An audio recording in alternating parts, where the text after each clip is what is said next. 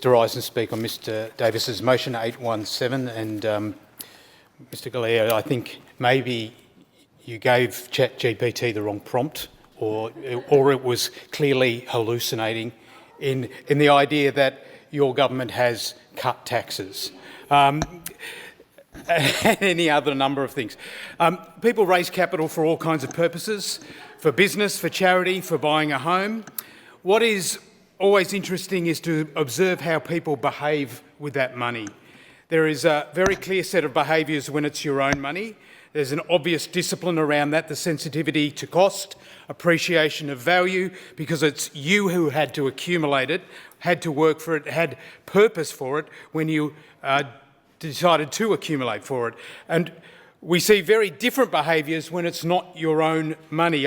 We all know stories of the entrepreneurs who get the big investment and then go and blow it all on cars or fancy offices rather than the purpose it was raised for. And all kinds of accolades for the appearances of success. And increasingly more creative accounting to justify that expenditure. But there's an underlying reality to all of that. You don't acquire virtue just by spending other people's money and calling it investment.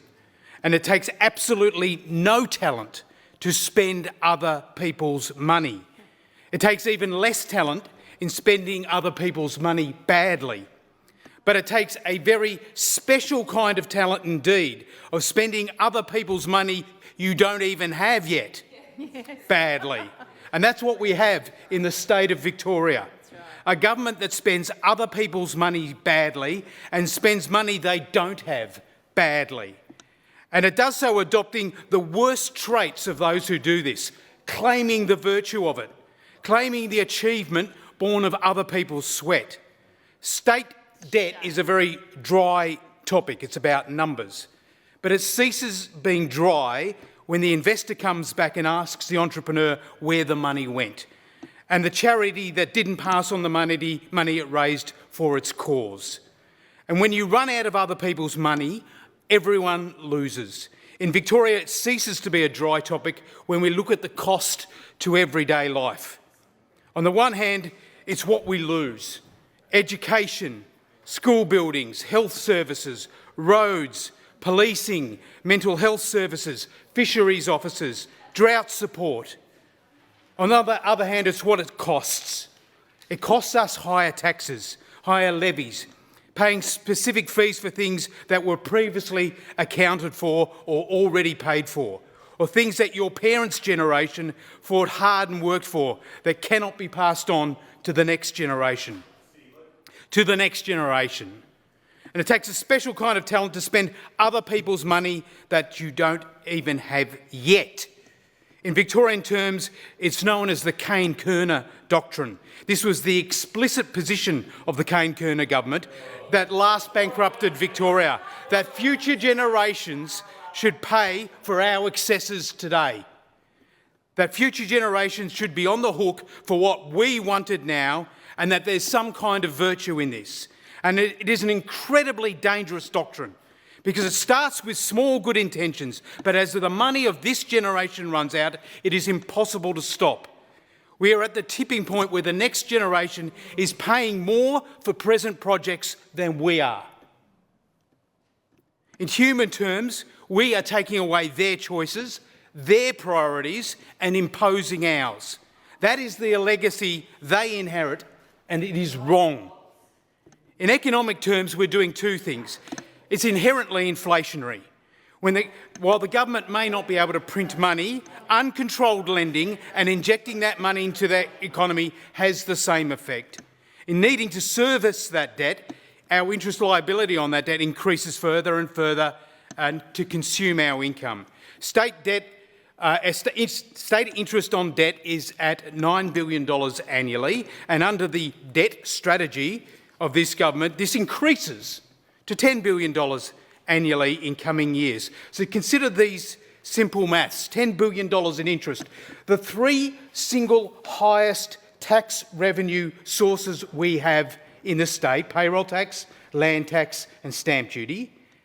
Each one of those is less than the interest we are paying per year.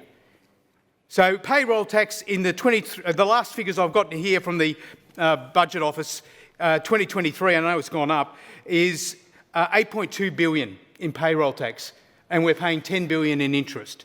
Land tax, we were paying 5.3, it's going up a bit more, but it's not going to reach 10 billion. Stamp duty, 8 billion, we're paying 10 billion. And tax from all other revenue sources for the state was 9.9 billion. So we'll be paying more interest than the top three individual tax sources of the state. The taxes. It's a Parliamentary Budget Office figures here saying that is what we take. It's tax. It's tax. If you didn't have the debt, you wouldn't need the tax. That's the principle. Maybe that's a bit hard to grasp over there because you don't feel accountable for it. It's dry figures. And then we describe the human cost. The human cost is felt in the family of every business owner who is struggling to keep their heads above water. It's seen as because they have to meet the tax. It's seen in the human cost of farmers and their families, where the tax impost has reached for many the final straw. If you don't think state debt has consequences and you don't think tax has consequences, just look at the situation in the regions. Debt demanded tax. The more debt you have, the more tax there must be. The more tax there is, there must be the point where it destroys lives, and I mean literally. When your local medical practice is told to pay payroll tax and has to close, that is a human consequence. When the government has to roll out 50 activity centres, throw away all sensibilities of urban design and planning in communities in order to get their hands on windfall gains tax, that is a consequence for those communities. And perhaps it would be bearable, perhaps, if there was a sense that not so much of it was just being absolutely wasted, made of bad management and waste. The government has missed its budget every single year by an average of $14 billion. We have had at least $40 billion of project overruns, and absolutely no sense that it ends there. The costs of the SRL have not been updated for 5 years. The true cost of the SRLs is probably the state's worst kept secret, because we all know it's going to cost more than $34 billion. We also know that the budget, in that same budget, the federal funding is absent. We know that the project's value capture does not arrive for 10 years. And when it does, the net present value will be roughly a third of the $11 billion required.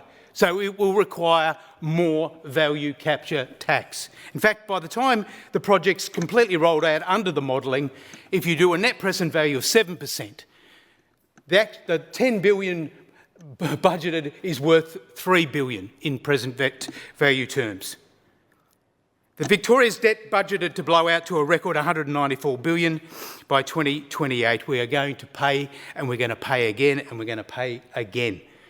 The government is absolutely beholden on the government to get control of debt, not through semantics, not through describing things that are taxes that are not taxes, but they are taxes in practice, not by shifting things around on the balance sheet through statutory bodies, not through any of the mechanisms that a shoddy entrepreneur might use to pull the eyes over his board or something of that nature. There is a time for a reckoning, and the fact is, as much as the government is fond of creative accounting, at the end of the day, an auditor comes in, looks at the books, and the numbers don't lie. And the threat to our credit rating is no joke. It is no joke, and I honestly don't. I think you know that too. I don't think you in your heart of hearts you can pretend otherwise. It is going to be a consequence we are all going to pay. The motion, I support the motion strongly. We should have greater fiscal control. We need to rectify this for the sake of this generation and for the sake of the next.